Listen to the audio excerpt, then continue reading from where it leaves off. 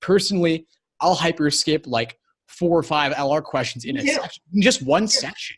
And people are like always shocked when I tell them that because they think I should just know the answer right away. But no, it happens to me too. And no, there's no shame in that. No, it's not. Like, it's not. I'm not trying to be a genius. I'm trying to get the questions right. Exactly. Yeah. If you are not 100% sure, man, take a second look. Like, it doesn't matter. Yeah, you can always come back later. Exactly. Because the problem is, like, say this number 8. You know, I'm just blown. I don't know what's going on, and like I'm freaking out.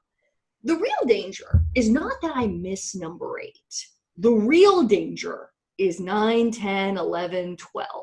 Because I will not tell you how many times I have looked at practice tests and real tests, and I see, okay, you missed 11, 12, and 13, and they're like not even a big deal for that student. You know, like that student, you know, that's within their wheelhouse. They can get 11, 12, and 13 in this particular instance. And I'll be like, how was number 10? How was 9?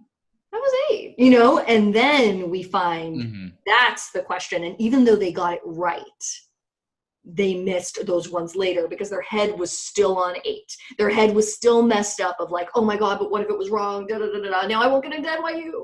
Like, they missed all these doable questions because they didn't let 8 go. And so that's what hyperskipping does, because it's like, you know what? I'm putting B down, out of my hands. I'll get back to it if I have time. And then, you know, like, you know, I'm going to try and get a second look. You can kind of let it go a little bit better knowing you have an answer on the Scantron. Yeah, the key is just you don't want to get bogged down. And yeah, that question, whether you get it right or wrong, the point is that it could lead to this cascading disaster, really.